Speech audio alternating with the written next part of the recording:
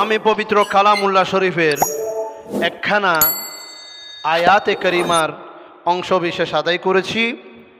উক্ত আয়াতে করিমায় আল্লাহ রাব্বুল আলামিন ইরশাদ করছেন, আউযু বিল্লাহি মিনাশ শাইতানির রাজীম বিবরকতি বিসমিল্লাহির রহমানির রহিম واذكروا الله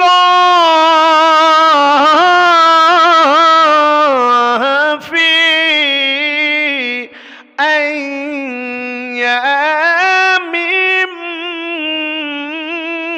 معدودات। আল্লাহ রাব্বুল আলামিন ইরশাদ করেন, ওয়াজকুরুল্লাহ, তোমরা আল্লাহর জিকির করো, ফি আইয়ামিম, নির্দিষ্ট কিছু দিনের মধ্যে, মাদুদাত, আল্লাহ রাব্বুল আলামিনের জিকির করো বেশি বেশি করে নির্দিষ্ট কিছু দিন সমূহের মধ্যে। সুবহানাল্লাহ। নির্দিষ্ট কিছু দিন সমূহের মধ্যে বেশি বেশি আল্লাহ রাব্বুল আলামিনের জিকির করতে বলেছেন। প্রিয় হাজরিন, ওই দিনগুলো কোন দিন? যে দিনগুলোকে কোরআন সুন্নাহের আলোকে বলা হয়েছে আইয়ামে তাশরিক। আইয়ামে তাশরিক আমরা প্রত্যেকে জানি এটা হজের মাস। হাজিরা দলে দলে আল্লাহর ঘরে পৌঁছে গিয়েছেন, আলহামদুলিল্লাহ, এখনো যাচ্ছেন।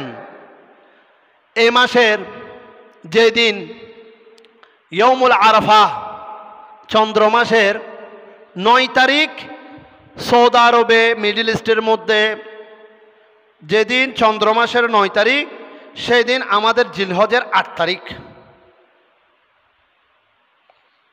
সেদিন আমাদের এখানে জিলহজের 8 তারিখ, ওনারা আমাদের থেকে একদিন এগিয়ে। যেদিন 9 তারিখ ইয়ৌমুল আরাফা, হজের দিন, ইয়ৌমুল আরাফা হজের দিন একটি রোজা সারা বিশ্বের মুসলমানগণ হজের দিনকে কেন্দ্র করে রাখেন। এখন ইয়ৌমুল আরাফা যেদিন হজের দিন, সেদিন আমাদের বাংলাদেশে চন্দ্র মাসের 8 তারিখ, সৌদি আরবে 9 তারিখ। তাহলে আমাদের কাছে একটা প্রশ্ন আসে, আমরা কোন দিন রাখবো? যেদিন সৌদি আরবে ইয়ৌমুল আরাফার দিন হজ হয় সেদিন রাখবো, নাকি 8 তারিখের দিন রাখবো? এরকম একটা প্রশ্ন আসে, মিলে যায়। এটা দুইভাবে বলা হয়েছে।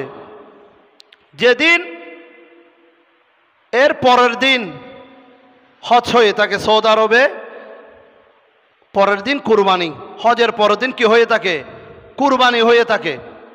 তো আমাদের সাথে একদিন বেশ কম হয়ে যায়, 8-9 মিলে একদিন কি হয়ে যায়, বা 9-10, 8-9, 9-10 এরকম একদিন বেশ কম হয়ে যায়। তো প্রশ্নটা আসে, আমরা কি আমাদের দেশের চন্দ্র মাসের 9 তারিখ রোজা রাখবো, নাকি সৌদি আরবে যেদিন হজরা করে ইয়ৌমুল আরাফার দিন সেই দিন রোজা রাখবো? কথাটা বুঝতে পারছেন? যেদিন হজ হয় সেদিন ইয়ৌমুল আরাফা চন্দ্র মাসের 9 তারিখ মিডল ইস্টের মধ্যে, সেদিন আমাদের এখানে থাকে 8 তারিখ। তো আমরা কি 8 তারিখের দিন রাখবো নাকি 9 তারিখের দিন রাখবো? এরকম একটা প্রশ্ন এসে যায়। সেই জন্য আমরা 8-9 2 দিনে রাখবো। যদি পারি 8-9 2 দিনে রাখবো, আর নাইলে সরাসরি ইয়ৌমুল আরাফার দিন রাখবো। যদি একটি রাখি, যেদিন ইয়ৌমুল আরাফা সেদিনে রাখবো। আর যদি একটি না রেখে যদি দুটি রাখতে চাই, তাহলে আমাদেরকে 9-10, সৌদি আরবের 9-10 হিসাব করে রাখতে হবে। সৌদি আরবের 9-10, আমাদের দেশে সেই দিন চন্দ্র মাসের 9 তারিখ, একদিনের ব্যবধানে রোজাটার হিসাব হয়। তো সেই জন্য বিভিন্ন মুহাদ্দিসিন একরাম, মুফাসসির একরাম বলেছেন 2 দিন রেখে দিতে পারলে ভালো, আর যদি না পারেন তাহলে ইয়ৌমুল আরাফার দিনেই রাখবেন।